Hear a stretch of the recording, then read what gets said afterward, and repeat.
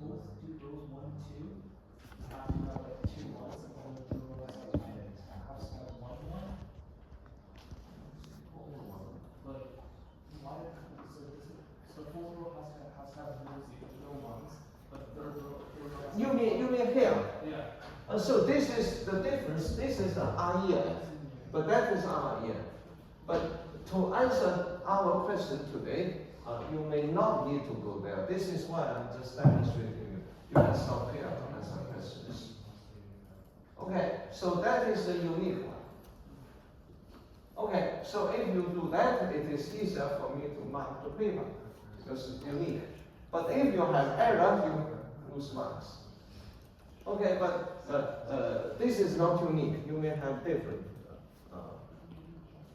IEF. Okay, if you stop here, now let's see. We have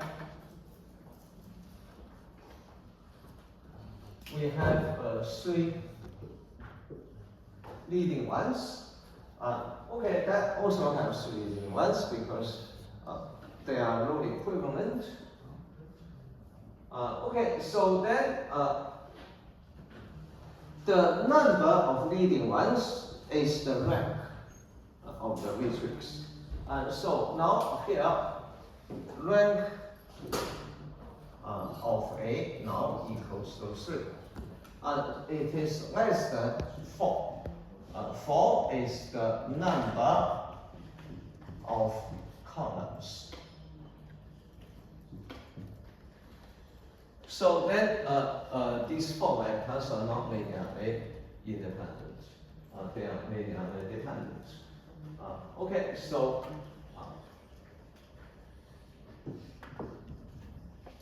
the 4 vectors are linearly dependent.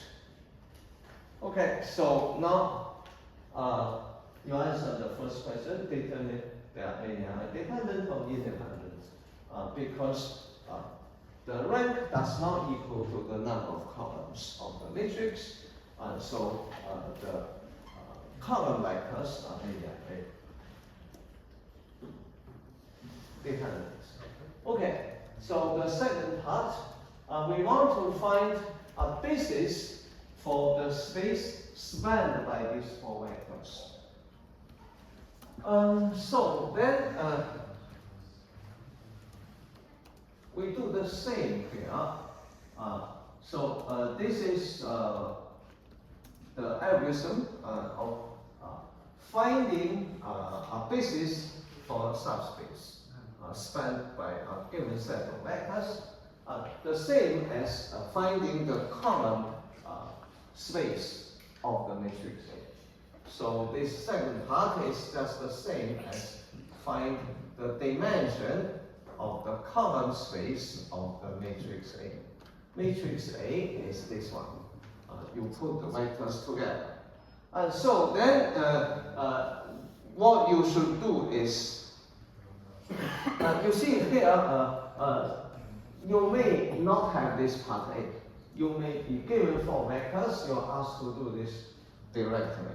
To ask this directly means you simply just do the same. You put the vectors as columns, and then you have the leading ones of REF or REF if you want to go to the end. Okay, so then we'll see. We know these leading ones are in this position. First, second, here, third columns. Okay, so then you trace it back. You should choose the first vector, second, and the fourth. So that means these 3 vectors form a basis for the common space. Okay, so then it is V1, V2, and V4. These 3 form a basis for the common space of the matrix, or we say these these three vectors form a basis for this subspace of R4 spanned by these given four vectors. And the dimension of it, the dimension is the number of vectors in a basis. So we have found a basis for it, three vectors in it, so the dimension is 3. Okay, so now you are asked to determine this subspace spanned up these four vectors contains this given vector or not. And so, in other words, you may also be asked, is this vector a linear combination of these given four vectors? The same meaning. Okay. Okay, so how can we do? We need to just solve this equation. You have A, and we just solve this equation. And B is the given vector over there. We'll see whether this vector is consistent. This system linear equation is consistent or not.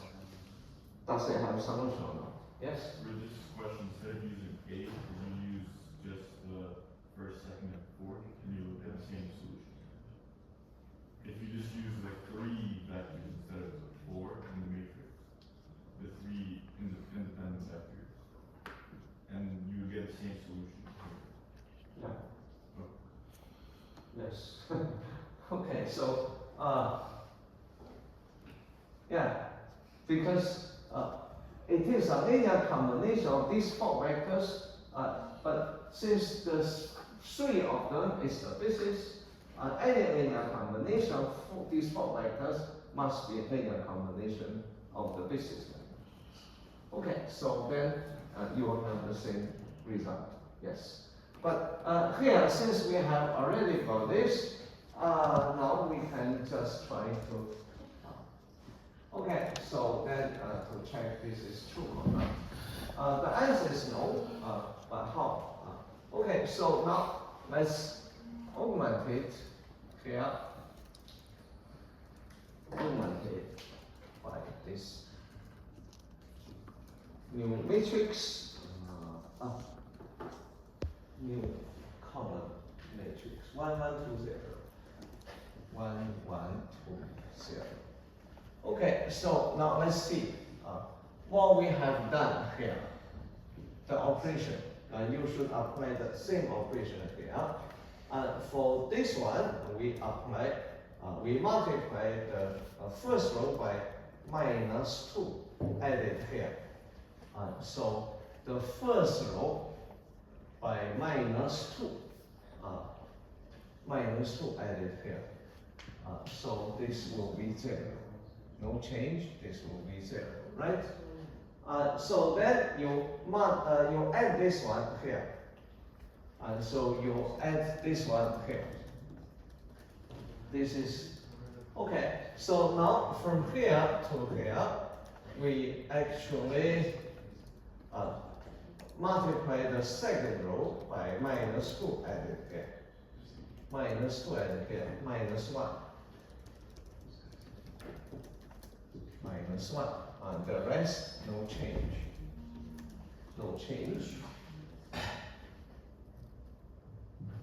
No change. Okay, so then from here to here, we simply just multiply this by -1 added here. So no change.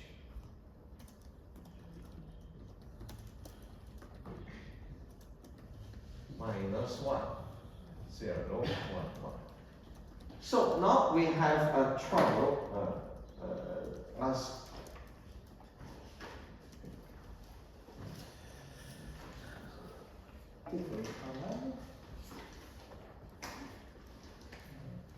yes, this one.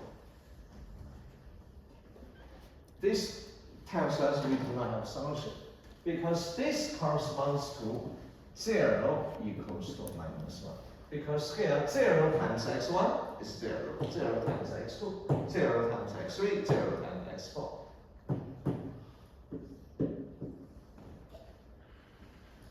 So from this contradiction, you see this has no solution.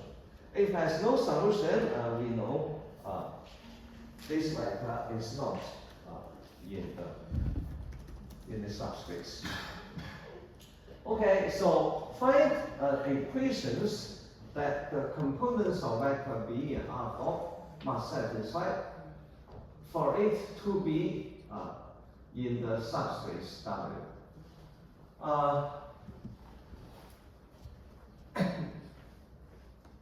So then that means if we do the same here, we should try to have this arbitrary vector B as B1, B2, B3, B4. Okay, so then we do the same here. This enough space. Let's try to make it clear. And so what you've done is we add B1 to B4. You have this B4 already. Use B4. We multiply this. Oh, no. Yes, B4. We add B1 to it. So here we multiply this by -2 added here. So B3 minus 2B1. Okay, so B1, B2, no change. Here, in order to get this one,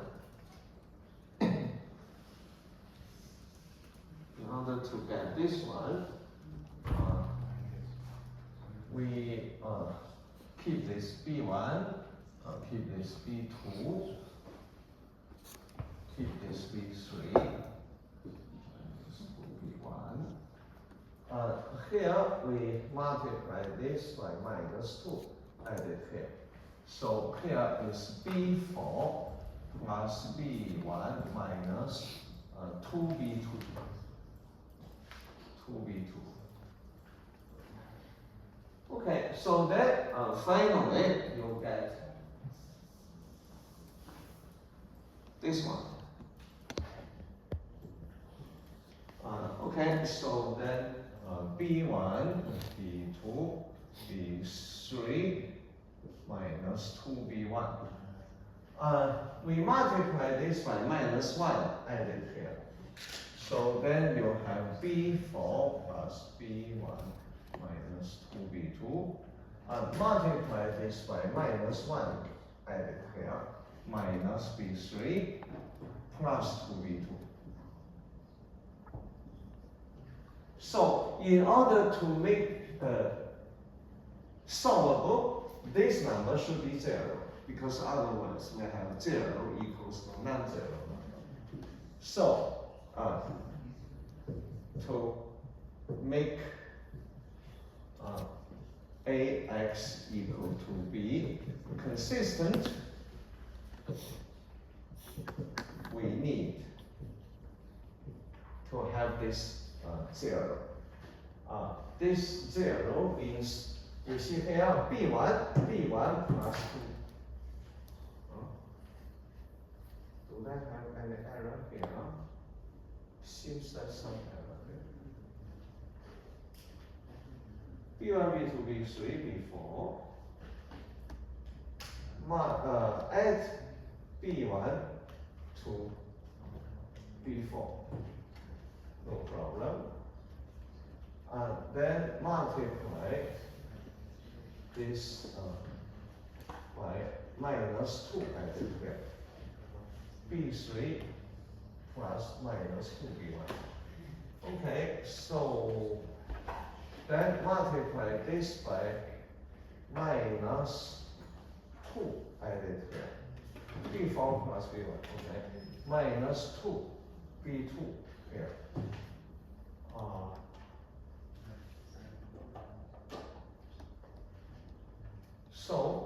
multiply this by minus 1 added here. Okay, minus B1. Okay, this is B1.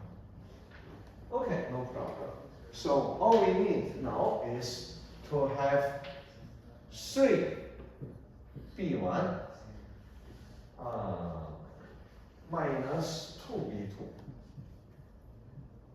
minus B3 plus B4, right? Equals to 0. Done. Okay, so if we get this number, the components of B, 4 components, satisfy this equation, the system is consistent. Okay, so this is the first part. Now, question in the final chapter, diagonalization. So here it is a very long comprehensive question, 6 parts. Maybe on our paper, more than 2 weeks later, we may have the questions split into smaller parts. Otherwise, for this question, in the past, for this legal size, the question is printed on 2 pages. It seems that after the pandemic, the quality of the higher education is different. We have to give easier questions, otherwise. But at the end, I hope eventually you will catch up, because otherwise you will be in the middle of the proper generation before the pandemic and the new generation with the new ideas after the pandemic. You are in the middle. That is, you must try to do better by yourself. Okay, so what we can help is just to make sure you can pass. But after that, do your best for the rest of the courses. Okay, so now this one, we have the 3 by 3 matrix. It is symmetrical, of course, you know. Everything will be good. Okay, but the problem can take some time, patience. Find the characteristic polynomial of the matrix A. Okay, so then it is this polynomial. The determinant of lambda I minus A. How to get lambda minus A? How to get this matrix? The matrix, you should just use lambda to subtract the diagonal entries. Lambda minus 1, lambda minus 1, lambda minus 1. And all other entries, you should turn them into their negative. Okay, you multiply minus 1 on every other entry. Okay, so this is the matrix lambda minus A. Now let's find its determinant. Okay, so there are some ways, but let's try to just use the basic method, cofactor expansion. So you see here, we do not have many zeros. On the exam paper, I will try to give you a simpler matrix with some zeros, and so the cofactor expansion can be simpler. But now, let's just do this mechanically. You know, suppose this is, standard, this general matrix. Then we use this first row to do the cofactor expansion. So A11 is here, lambda minus 1.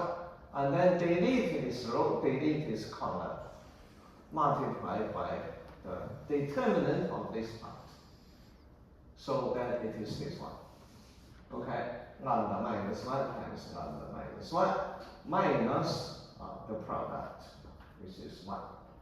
Okay, so then cofactor expansion, okay, the next step here, minus 1, and then since you want to have a cofactor, it should be alternating, plus, minus, plus, minus. This is minus 1, and delete A0 is common. So you have this part and this part remaining. Find its determinant. Minus 1 times lambda minus 1. The same, minus 1 times minus 1. Finally, this one, minus 1.